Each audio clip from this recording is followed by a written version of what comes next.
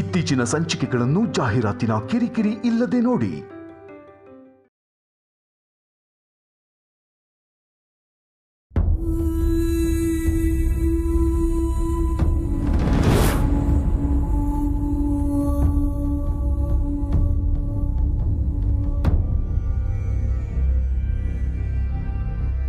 ಏನಪ್ಪ ಸಂಜು, ನೀನಿಲ್ಲಿ ನಮ್ಮನೆನ ಹುಡ್ಕೊಂಬಂದ್ಬಿಟ್ಯಾ?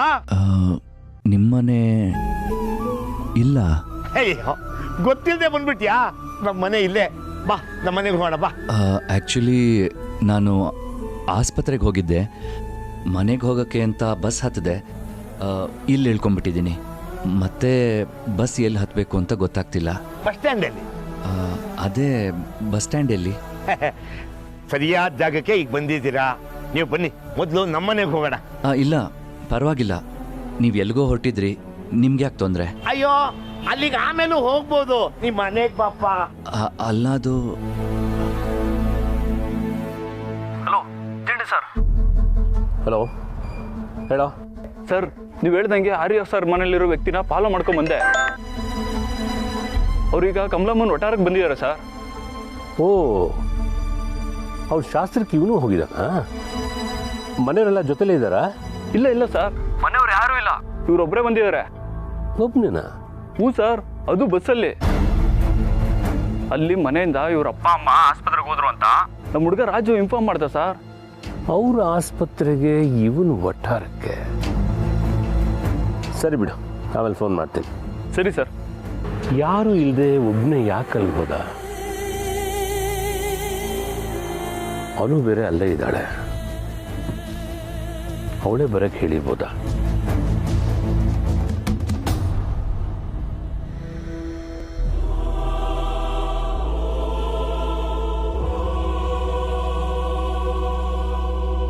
ಬನ್ನಿ ಸರ್, ಬನ್ನಿ.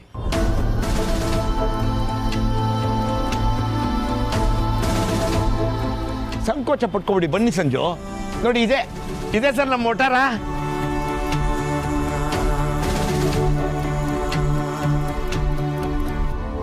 ಸಂಕೋಚ ಯಾಕಪ್ಪ, ಬಾ.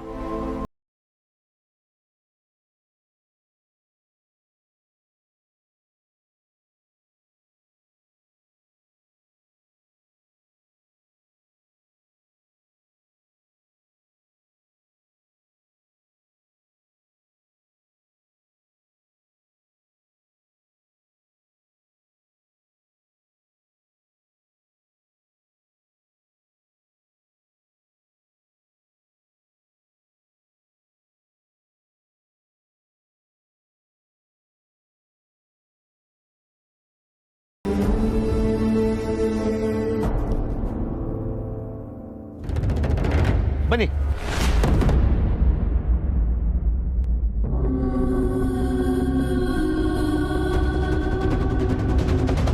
ಅಮ್ಮ, ನಿನ್ನ ಫ್ರಿಡ್ಜ್ ರಿಪೇರಿ ಮಾಡೋರು ಬಂದರು ಅನ್ಸುತ್ತೆ ನೋಡು.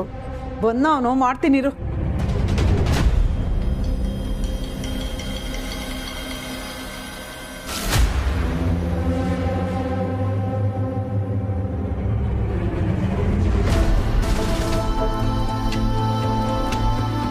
ಸಂಜು ಸರ್, ನೀವು ಬನ್ನಿ ಬನ್ನಿ ಸರ್, ಬನ್ನಿ ಬನ್ನಿ ಬನ್ನಿ. ಚೇರ್ ಹಾಕ್ತೀನಿ, ಕೂತ್ಕೊಳ್ಳಿ.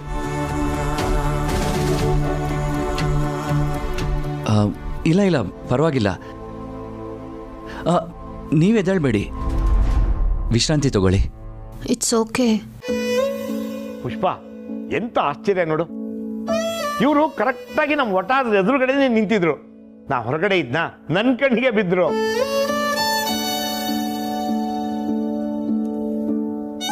ಹೌದಾ? ಸೀದಾ ಒಟ್ಟಾರದ ಒಳಗಡೆನೆ ಬರ್ತಾ ಇದ್ದಾರೆ.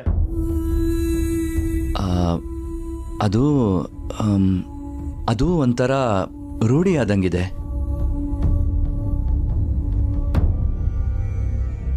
ಬಸ್ ಎಲ್ಲೋ ಇಳಿಬೇಕಿತ್ತು, ಇಲ್ಲಿ ಇಳಿದೆ. ರೂಢಿ ಇದ್ದಂಗ? ನೀವು ಬೆಂಗಳೂರಲ್ಲಿ ಮೊದಲೇ ಓಡಾಡಿದ್ದೀರಾ?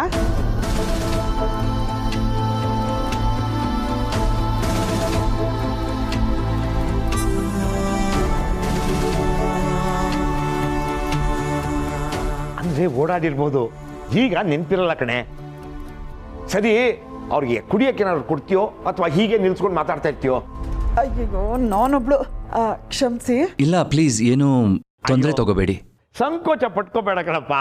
ನೀನು ಅಪ್ಪಿತಪ್ಪಿ ಬೇರೆ ಯಾರ್ದಾರು ಮನೆಗೆ ಹೋಗ್ಬಿಟ್ಟಿದ್ರೆ ಕೂತ್ಕೊಳ್ಳಪ್ಪ ಅಂತ ಹೇಳೋದಿರ್ಲಿ, ಕುಡಿಯೋಕೆ ನೀರು ಕೊಡ್ತಿರಲ್ಲ, ಆಚೆಗೆ ಹೋಗಪ್ಪ ಅಂದಿರೋರು.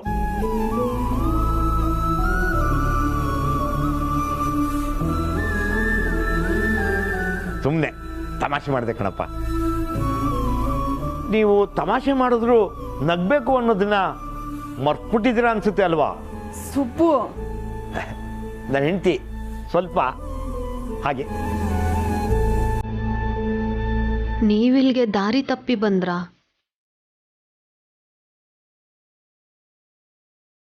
ನಿಮ್ಮೆಲ್ರಿಗೂ ನಂಬೋಕೆ ಕಷ್ಟ ಆಗ್ತಿರ್ಬೇಕಲ್ವಾ? ಅದು ಹೇಗೆ ನಾನು ಕರೆಕ್ಟಾಗಿ ಇಲ್ಲಿಗೆ ಬಂದೆ ಅಂತ?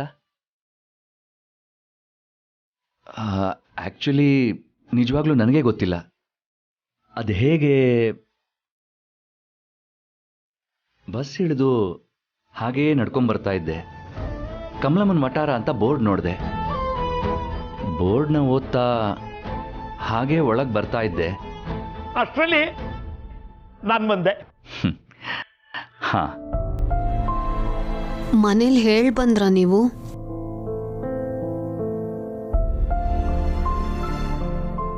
ಇಲ್ಲ. ಹೀಗೇನು ಹೇಳ್ದೆ ಒಬ್ಬೊಬ್ಬರೇ ಬಂದರೆ ಮನೇಲಿ ಟೆನ್ಷನ್ ಆಗ್ತಾರೆ. ನಾನು ಕಾಲ್ ಮಾಡಿ ಹೇಳ್ತೀನಿ ಕಾರ್ ಕಳ್ಸೋಕ್ಕೆ. ಡ್ರೈವರ್ ಬಂದು ಕರ್ಕೊಂಡು ಹೋಗ್ತಾರೆ. ಅನು, ಅತಿಥಿಗಳು ಬಂದಿದ್ದಾರೆ, ಟೀ ಮಾಡ್ಕೊಡ್ತೀನಿ ಕುಡಿಲಿ, ಆಮೇಲೆ ಫೋನ್ ಮಾಡುವಂತೆ.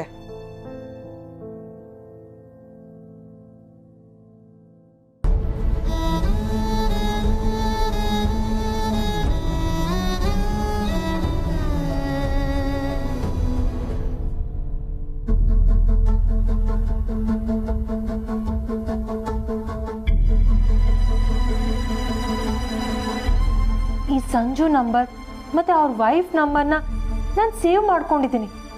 ಆದರೆ ಏನು ಕಂಡುಹಿಡಿಯೋಕ್ಕೆ ಆಗ್ತಿಲ್ವಲ್ಲ ಹರ್ಷ? ಹರ್ಷ, ಫೋನ್ ನಂಬರಿಂದ ಒಬ್ಬ ವ್ಯಕ್ತಿ ಡೀಟೇಲ್ಸ್ನ ಕಂಡುಹಿಡಿಬೋದಲ್ವಾ?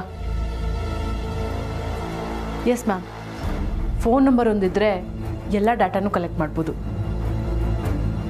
ಸಾರಿ, ನಾನು ನೀವು ಮಾತಾಡೋದನ್ನ ಕೇಳಿಸ್ಕೋಬೇಕು ಅಂತ ಕೇಳಿಸ್ಕೊಳ್ಳಿಲ್ಲ, ಹಾಗೆ ಕಿವಿಗೆ ಬಿತ್ತು ಅಷ್ಟೇ ಮ್ಯಾಮ್. It's okay. ನಂಬರಿಂದ ಆ ವ್ಯಕ್ತಿ ಡೀಟೇಲ್ಸ್ ಸಿಗುತ್ತೆ ಅಲ್ವಾ? ಅಫ್ಕೋರ್ಸ್, ನಮ್ಮೆಲ್ಲರ ಡೀಟೇಲ್ಸ್ ಒಂದಲ್ಲ ಒಂದು ರೀತಿ ಈ ಮೊಬೈಲ್ ಫೋನ್ಗೆ ಲಿಂಕ್ ಆಗೇ ಇರುತ್ತೆ ಅಲ್ವಾ? Bank account, identity details, Facebook, Instagram, location, ಪ್ರತಿಯೊಂದಕ್ಕೂ. ಸೊ ಈ ಮೊಬೈಲ್ ಫೋನ್ ಒಂಥರ ನಮ್ಮ ಜೊತೆಗೆ ಇದ್ದು ಚೀಟ್ ಮಾಡೋ ಬೆಸ್ಟ್ ಫ್ರೆಂಡ್ ಇದ್ದಾಗೆ. ಜೊತೆಗೆ ಇದ್ದು ನಮಗೆ ಮೋಸ ಮಾಡೋದಕ್ಕೆ ನಮ್ಮ ಸುತ್ತಾನೆ ಸಾಕಷ್ಟು ಜನ ಇದ್ದಾರೆ. ಅವ್ರ ಬಗ್ಗೆ ತಿಳ್ಕೊಳ್ಳೋದಕ್ಕೆ ಈ ಫ್ರೆಂಡ್ನ ಅವಶ್ಯಕತೆ ಇದೆ. Ma'am, may I ask you, ಯಾರ ಫೋನ್ ನಂಬರ್ ಬಗ್ಗೆ ಮಾತಾಡ್ತೀರಾ ನೀವು? ಇನ್ಯಾರು? ನಮ್ಮ ಮನೇಲಿ ಒಬ್ರು ಮಿಸ್ಟ್ರಿ ಮ್ಯಾನ್ ಇದ್ದಾರಲ್ಲ, ಅವ್ರ ಬಗ್ಗೆ. ಅವ್ರ ನಂಬರ್, ಅವ್ರ ವೈಫ್ ನಂಬರ್ ನನ್ನ ಹತ್ರ ಇದೆ. ಅದನ್ನು ನಾನು ನಿನಗೆ ಕೊಡ್ತೀನಿ. ಅವ್ರ ಜಾತಕ ನೀನು ನನಗೆ ಕೊಡ್ತೀಯಾ? ಆನ್ಸಿ, ಅವ್ರ ಬಗ್ಗೆ ಯೋಚನೆ ಮಾಡೋದು ಬಿಟ್ಟು ಹಾಕು. ನೋ ಹರ್ಷ, ಅವರಲ್ಲ, ಅದಂತೂ ಪಕ್ಕ. Sir, I guess Mansi ma'am is right. ಅವ್ರು ಯಾವಾಗ ಆರ್ಯ ಸರ್ ನಂಬರ್ನ ನನ್ನ ನಂಬರ್ ಅಂತ ಹೇಳ್ಕೊಂಡ್ರೋ ಆಗಿಂದ ನನಗೂ ಅವ್ರ ಮೇಲೆ ಡೌಟ್ ಶುರು ಆಯಿತು.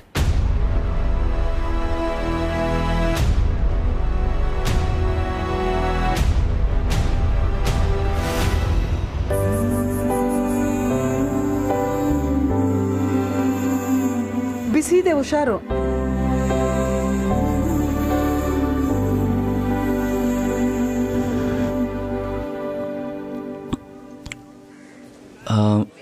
ಶುಂಠಿ ಟೀ. ಅರೆ ಸೂಪರು. ನಮ್ಮ ಟೀನ ಮೊದಲೇ ಟೇಸ್ಟ್ ಮಾಡಿದ್ದೀರಾ?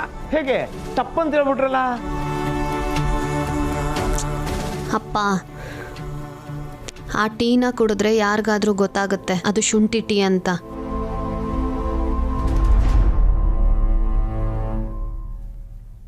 ಈ ಶುಂಠಿ ಟೀನ ಮೊದಲೇ ಕುಡ್ದಿದ್ದೀನೋ ಇಲ್ವೋ ಗೊತ್ತಿಲ್ಲ, ಆದರೆ ಏನೋ ಒಳ್ಳೆ ಫೀಲ್ ಕೊಡ್ತಿದೆ.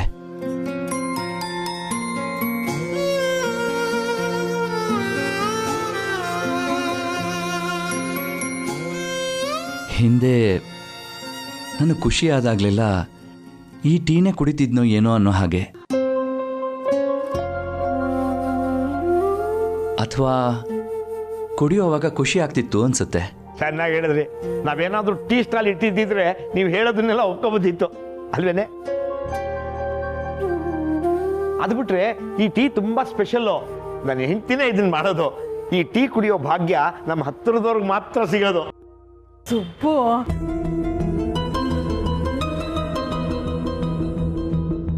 ಈ ಟೀ ತುಂಬ ಚೆನ್ನಾಗಿದೆ.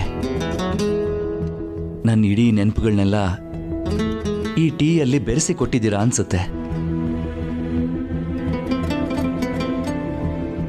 ನೀವು ಬೈತಿದ್ದೀರೋ ಹೊಗಳ್ತಿದ್ದೀರೋ ಗೊತ್ತಾಗ್ತಾ ಇಲ್ವಲ್ಲ?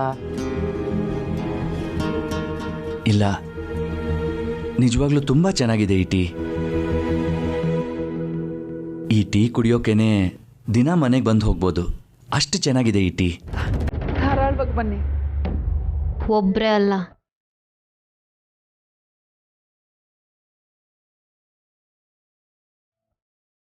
ಅಂದ್ರೆ ಸ್ವಲ್ಪ ದಿನ ನೀವೊಬ್ಬರೇ ಓಡಾಡೋದು ಬೇಡ ಅಂತ ಹೇಳ್ತಿದ್ದಾಳೆ.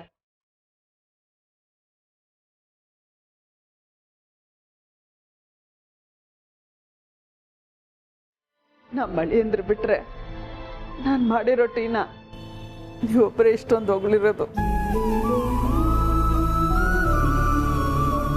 ಅಮ್ಮ,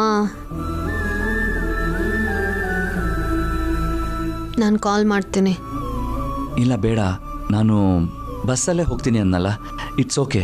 ಬೇಡ, ಹೇಳದ್ನಲ್ಲ ಮನೆಯಿಂದ ಕಾರ್ ಕರೆಸ್ತೀನಿ ಅಂತ, ಅದರಲ್ಲೇ ಹೋಗಿ.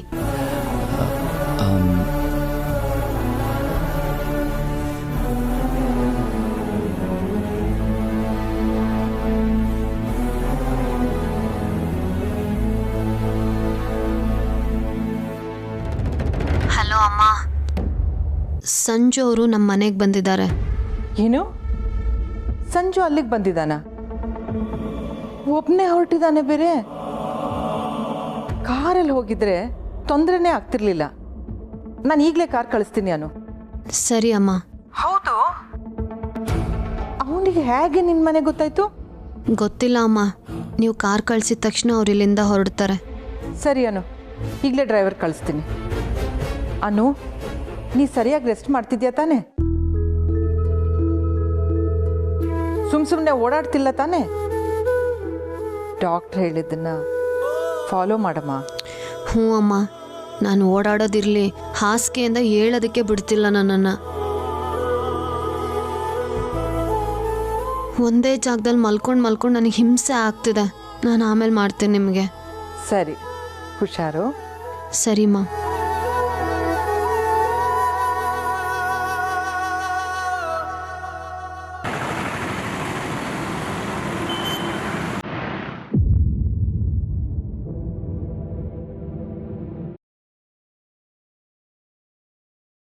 ನಮಗೇನು ಹೇಳೋದೈತಿ ಅದನ್ನು ಸರಿಯಾದ ಶಬ್ದಗಳನ್ನು ಹೇಳೋದೇ ಒಂದು ದೊಡ್ಡ ಸಮಸ್ಯೆ. ಹಂಗೆ ಹೇಳೋದು ಹ್ಯಾಂಗೆ ಕೇಳೋದು ಅದ ತಿಳಿಗೋಲ್ದು. ಎಲ್ಲ ನನ್ನಿಂದಾನೇ ಆಗ್ತು ನೋಡ್ರಿ.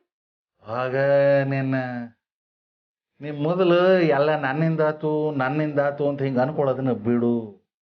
ಯಾವುದು ಸರಿ ಯಾವುದು ತಪ್ಪು ಅದನ್ನು ತೀರ್ಮಾನ ಮಾಡಕ್ಕೆ ನಿನ್ನ ಮನಸ್ಸಿಗೆ ಒಂದಿಟ್ಟು ಸಮಯಾವಕಾಶ ಕೊಡು.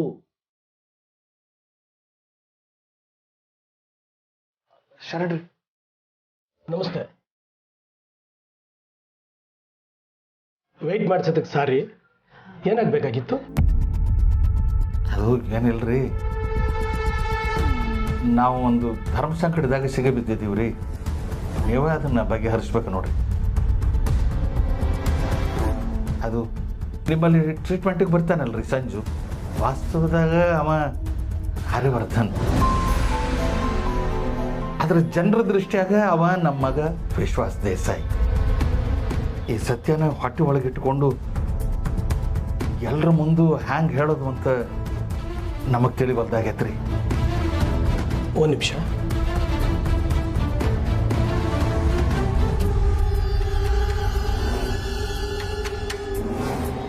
ನಿಮ್ಮ ಸಂಕಟ ಏನು ಅಂತ ನನಗೆ ಅರ್ಥ ಆಗುತ್ತೆ. ನಾವು ಕೂಡ ಈ ಧರ್ಮ ಸಂಕಟದಲ್ಲೇ ಇದ್ದೀವಿ. ಅವ್ರನ್ನ ಸರಿಯಾಗಿ ಟ್ರೀಟ್ಮೆಂಟ್ ಮಾಡಬೇಕಾದ್ರೆ ನಾವು ಅವ್ರಿಗೆ ನಿಜವಾದ ಐಡೆಂಟಿಟಿ ಏನು ಅಂತ ಹೇಳಲೇಬೇಕು. ಅದು ಹೇಳಿದ್ರೇ ಅವರು ಬೇಗ ಗುಣಮುಖ ಆಗೋಕ್ಕೆ ಸಾಧ್ಯ ಆಗುತ್ತೆ. ಬಟ್ ಪೊಲೀಸವರಿಂದ ನಮಗೆ ಬೇರೆನೇ ಆದೇಶ ಬಂದಿದೆ. ಪೊಲೀಸರ? ಆರ್ಯ ಅವ್ರಿಗೆ ಹೊರಗಡೆ ಅವರಿಂದ ಥ್ರೆಟ್ ಇದೆ.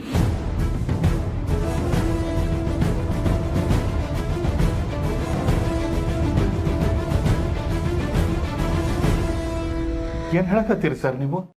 ಪೊಲೀಸವ್ರು ಹೇಳಿರೋ ಪ್ರಕಾರ ಆರ್ಯವರ್ಧನ್ ಅವ್ರಿಗೆ ಬಹಳ ದೊಡ್ಡ ಥ್ರೆಟ್ ಇದೆ.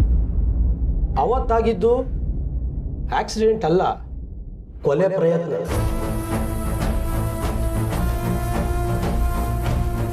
ಅದನ್ನ ಮಾಡಿದವ್ರು ಯಾರು ಅಂತ ಕಂಡುಹಿಡಿಯೋಕೆ ಆರ್ಯವರ್ಧನ್ ಅವರು ಡೆಡ್ ಅಂತ ಅನೌನ್ಸ್ ಮಾಡಿ ಇನ್ವೆಸ್ಟಿಗೇಷನ್ ಮಾಡ್ತಾ ಇದ್ದಾರೆ. ನಿಮಗೆ ಗೊತ್ತಿರೋ ಸತ್ಯನ ನೀವು ಹೇಳದೇ ಇರೋದು ಪೊಲೀಸವ್ರ ಪ್ರಕಾರ ಒಂದು ದೊಡ್ಡ ಉಪಕಾರನೇ. ಆದರೆ ಇದು ಟ್ರೀಟ್ಮೆಂಟ್ ದೃಷ್ಟಿಯಿಂದ ಒಳ್ಳೆಯದಲ್ಲ. ನಾನು ಅವ್ರಿಗೆ ಇದನ್ನು ತಿಳಿಸಿದ್ದೀನಿ. ಬಟ್ ಅವ್ರಿಗೆ ಅಪರಾಧಿಗಳನ್ನು ಕಂಡುಹಿಡಿಯೋ ಜವಾಬ್ದಾರಿ ಇದೆ. They are doing there duty. ನಿಮಗೆ ಸತ್ಯ ಗೊತ್ತಿರೋದ್ರಿಂದ ನಾನೀಗ ನಿಮಗೆ ಈ ವಿಷಯನ ಹೇಳ್ಬೋದು ಅನ್ನಿಸ್ತು. ಆರ್ಯವರ್ಧನ್ ಅವರಿಗೆ ಜೀವ ಬೆದರಿಕೆ ಇರೋದು ಅವರ ಅತ್ಯಂತ ಸಮೀಪದವರಿಂದ. ಯಾರಿಂದ ಅಂತ ಇನ್ನೂ ಸ್ಪಷ್ಟವಾಗಿ ಗೊತ್ತಾಗಿಲ್ಲ. ಫ್ಯಾಮಿಲಿ ಒಳಗಿಂದ ಅತ್ಯಂತ ಹತ್ತಿರವಾಗಿರೋರಿಂದ ಅಂತ ಪೊಲೀಸವ್ರಿಗೆ ಗೊತ್ತಾಗಿದೆ. ಅದಕ್ಕೆ ಅವ್ರ ಜೀವ ಕಾಪಾಡೋದಕ್ಕೆ ಈ ಗುಟ್ಟು ಕಾಪಾಡೋದು ಬಹಳ ಮುಖ್ಯ. ಅದು ಚಿಕಿತ್ಸೆನ ಸ್ಲೋ ಮಾಡ್ಬೋದು, ಬಟ್ ಪ್ರಾಣ ಅಂತೂ ಸೇಫ್.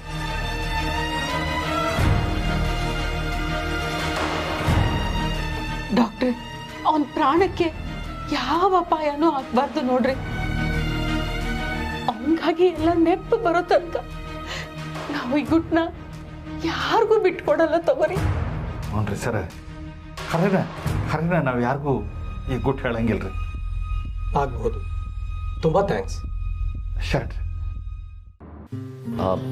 ಅವ್ರು ಅಲ್ಲಿಂದ ಕಾರ್ ಕಳಿಸಿ ಹೋಗೋದಕ್ಕೆ ಲೇಟ್ ಆಗುತ್ತೆ. ನಾನು ಹೋಗ್ತೀನಿ. ಒಬ್ಬೊಬ್ಬರೇ ಓಡಾಡೋದು ಬೇಡ. ನೀವು ಟ್ರೀಟ್ಮೆಂಟ್ಗೆ ಅಂತ ಬಂದಿರುವಾಗ ಅದ್ರ ಕಡೆ ಗಮನ ಕೊಟ್ಟರೆ ನಿಮಗೆ ಒಳ್ಳೇದಾಗತ್ತೆ.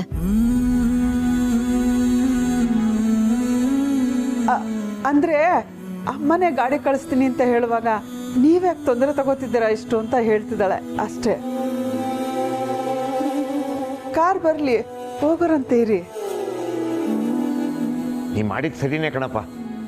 ಈ ರೀತಿ ಹೊಸದಾಗಿ ಹುಡ್ಕೊಂಡು ಹೋದಾಗಲೇ ನಮ್ಗೆ ಹಳೇದು ಕೂಡ ಸಿಗೋದು.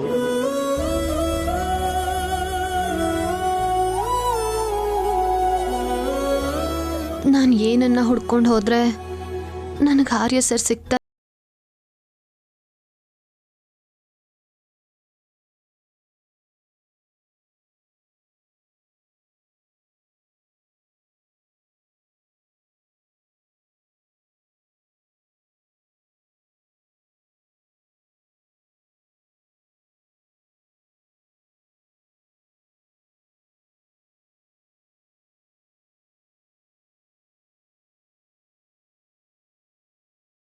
ಆದ್ರೂ ಬೇಕು ಅಂತ